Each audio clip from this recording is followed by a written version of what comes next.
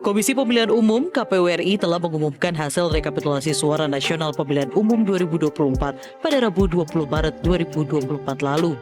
Pada pemilu legislatif 2024, tercatat ada 22 caleg artis yang dinyatakan lolos ke Senayan. Beberapa artis diantaranya merupakan pendatang baru seperti Nafa Urbah yang maju melalui Partai Nasdem, Verrel Bramastya dari Partai PAN, Ahmad Dhani dari Partai Gerindra, juga Once Mekel dan Denny Cagur dari PDIP. Sementara itu, beberapa artis lainnya merupakan calon legislatif petahana seperti Dede Yusuf dari Partai Demokrat, Rano Karno dan Rieke Diah Pitaloka dari PDIP, juga Rahel Mariam dan Mulan Jamila dari Partai Gerindra.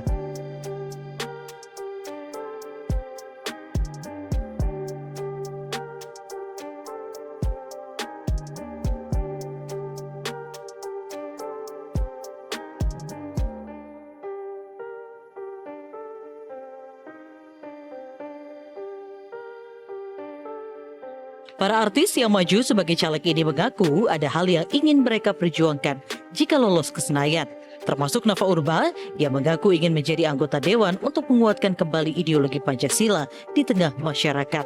Selain 22 artis yang lolos ke Senayan, puluhan artis lainnya yang juga maju di pemilihan legislatif 2024 gagal melaju ke Senayan. Beberapa artis yang gagal ke Senayan termasuk calon petahana seperti Krisdayanti dan Anang Hermansyah.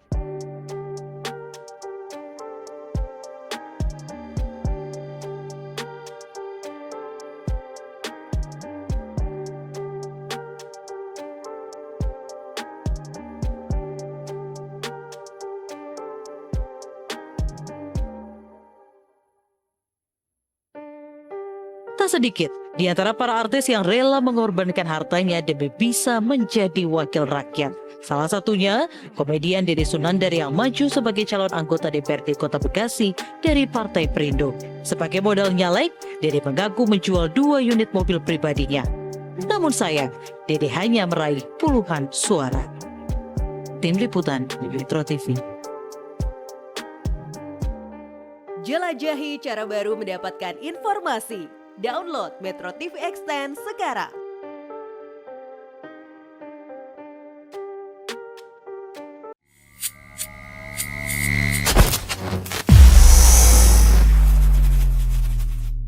Bismillahirrahmanirrahim. Assalamualaikum warahmatullahi wabarakatuh. Salam perubahan. Sahabat semua, ada kabar menarik dari tokoh, kayaknya udah masuk tokoh ya. Dari PDIP, Krisdayanti. Ini artis terkenal dulu ya. Mungkin sampai sekarang masih ya.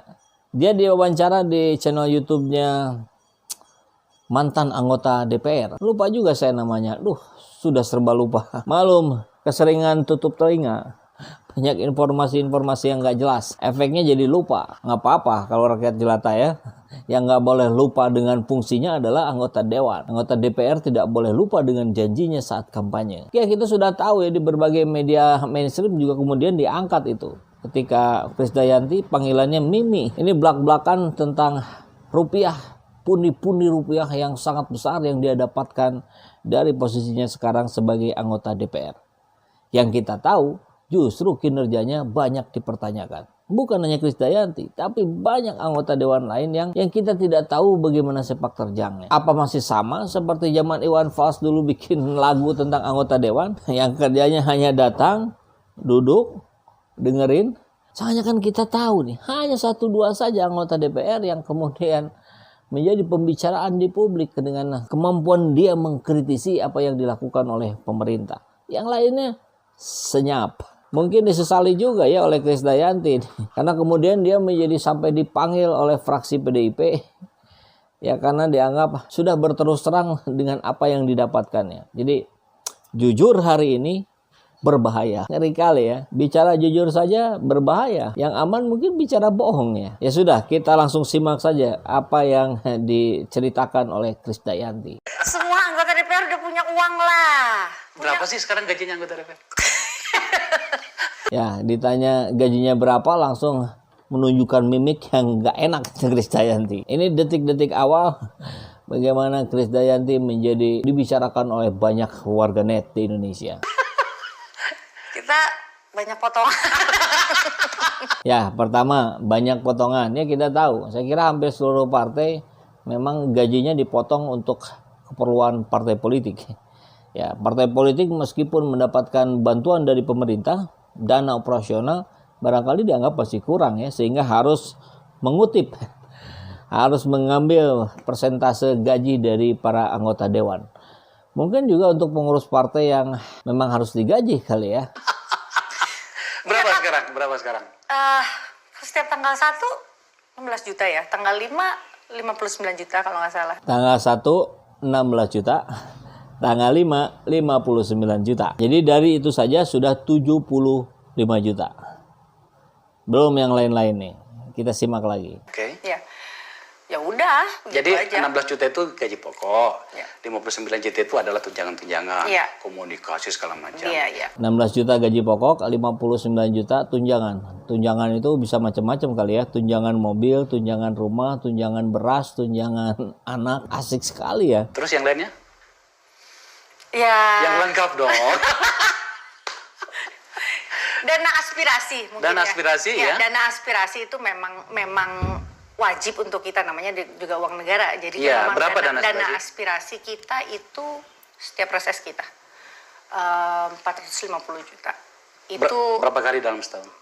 5 kali dalam setahun kita juga harus menyerap aspirasi, artinya di setiap 20 titik setiap kehadiran kita. Iya, iya, aturannya gitu ya. Aturan-aturan itu. Ini yang luar biasa. Dana aspirasi 450 juta itu hampir setengah miliar ya. Dan 5 kali dalam setahun. Ini apakah maksudnya dalam sekalinya 450 juta? Atau 450 juta itu kumulasi dari 5 kali event. Event kali ya. Untuk dana aspirasi. Nampaknya satu kalinya itu ya. Kalau 500 dikali 5 saja. Itu kan sudah 2 miliar setengah. Jadi 2 miliar setengah kurang sedikit lah. Belum tambah yang tadi 75 juta per bulan kali 12. Nanti kita hitung-hitungan totalnya ya. Dan mohon maaf ya para senior-senior saya nih kalau saya salah. Tapi artinya saya upayakan semaksimal mungkin. Saya akan tergetar hati saya kalau saya nggak menyampaikan tugas-tugas saya untuk Iya. nilai-nilai kemasyarakatan. Nilai-nilai kemasyarakatan. Dana aspirasi 450 juta. Nah, saya kira dua hal yang nggak nyambung. Kan dana aspirasi itu kan untuk menampung aspirasi. Ya, logika rakyat jelata sajalah yang kita pakai. Ya. Dia mewakili rakyat, dia mewakili dapilnya. Artinya dia akan datang ke dapil-dapil itu, kemudian menyerap aspirasi. Nilai-nilai kemanusiaannya apa gitu? Kan kalau nilai kemanusiaan itu peduli, berbagi. Kalau ini kan tugas, fungsi, pekerjaan yang dia harus lakukan. Dia menyerap apa aspirasi rakyat, kemudian itu yang diperjuangkan. Nah kemudian kita lihat di gedung dewannya. Apa yang dia perjuangkan? Ada nggak informasinya? Atau hanya sekedar rapat-rapat yang seperti tadi? Datang, duduk, diam, dengar, dapat duit. Nggak ada, kita nggak dengar. Kan kita ini rakyat yang diwakili. Ya tentu bukan oleh Krisdayanti, dapilnya berbeda ya. Tapi oleh siapapun lah. Saya ikut pemilu sejak era pertama reformasi. Itu nggak pernah sekalipun diminta tanggapannya, diminta persepsinya tentang kondisi kemasyarakatan. Sehingga hari ini yang bisa kita lakukan atau minimal saya lakukan adalah ini saya sampaikan lewat video YouTube. Anggota dewan nggak ada satupun yang bertanya. Dana aspirasi tadi 450 juta 5 kali dalam 1 tahun. Yang dana yang berikutnya apa lagi tadi? Kunjungan dapil. Kunjungan dapil, Kundapil berapa sekarang? Tertarik ya mau masuk lagi. Waduh. Piro saiki? Saiki kita 140 juta. 150 juta. Berapa kali dalam setahun? 8 kali setahun. gitu. Anggaran itu sangat besar. Ya. 100 ini apa lagi ya? Tadi dana aspirasi menyerap, ini dana kunjungan ke dapil. Berarti menyerapnya bisa nggak di dapil. Apalagi dengan era teknologi sekarang bisa bagikan Google Form aja. Apa yang ingin disampaikan silakan. Jadi yang 450 juta itu bisa bersihnya, dapat sisa bersihnya bisa 400 juta itu. Hebat ya. Nah, sekarang yang dana kunjungan dapil 140 juta kali 8. Setahun kali 5 tahun ya. Apalagi Pak, udah sangat simpel. Kita tuh nggak, udah deh yang namanya sembako dan lain-lain lah itu udah. Betul. Udah memang udah ibaratnya kita harus kucurkan seperti air. Iya, saya rasa iya. Karena bentuk kehadiran kita sebagai anggota tuh memang dibutuhkan. Iya. Ya setiap saat, sebetulnya bukan saat-saat kita seperti ini. Setiap saat orang anggarannya ada, ya Iya. kehadiran kita harus ada. Dana kunjungan dikaitkan dengan sembako yang harus dikucurkan seperti air. Maksudnya gimana ya?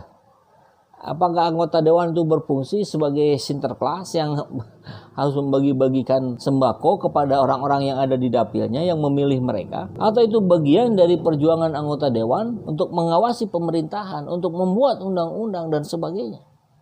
Ini nggak nyambung lagi. Kalau kita anggap dana aspirasi, dana kunjungan dibelikan buat sembako untuk dibagi-bagikan, saya kira kita pun di sini, kami minimal saya dan teman-teman tetangga di sini nggak pernah dapat sekalipun dari anggota dewan. Dan kalaupun dapat, tentu akan saya tolak. Buat apa? Itu bukan fungsi anggota dewan. Anggarannya ada ya harus dibagikan. Wah, ini saya kira sudah carut marut, kacau balau, penggunaan dana yang mungkin tidak semestinya. Bahkan sebetulnya itu yang paling realistis, dana-dana itu dipakai untuk maintenance agar yang berikutnya terpilih lagi. Itu saja yang paling masuk akal. Ini ada tulisan menarik, apa ini kelihatan DPR. DPR RI goblok. Astagfirullah. Itu di pilot ya, pilot di truk warna orange. Ini kok selesai mural? Belum selesai sebenarnya ya, mural masih ada. Spanduk dibentangkan ada, selebaran ditempel dibagikan ada. Sekarang ada juga ini di truk. Kita mau lihat sebelah kiri masih kelihatan nggak ya? Di truk ditempel. Ini ekspresi dari masyarakat saya kira ya yang harus ditanggapi dengan bijak oleh pemerintah. Oke.